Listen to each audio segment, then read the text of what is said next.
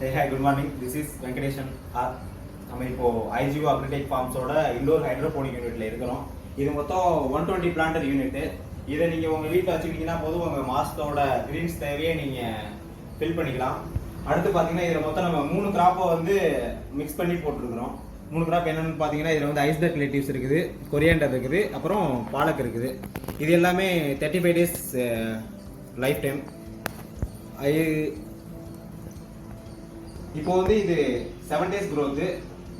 இதில் இன்னும் ஒரு 20-25 டேஸில் இது எல்லாமே நம்ம ஹார்வெஸ்ட்டுக்கு ரெடி ஆகிடும். இப்போ பாலக் பார்த்தீங்கன்னா வந்து மல்டி ஹார்வெஸ்ட். நீங்கள் வந்து ஒன் டைம் போட்டிங்கன்னா போதும், அடுத்த ஒரு 3 monthsக்கு நீங்கள் அப்படியே ஹார்வெஸ்ட் எடுத்துக்கிட்டே இருக்கலாம்.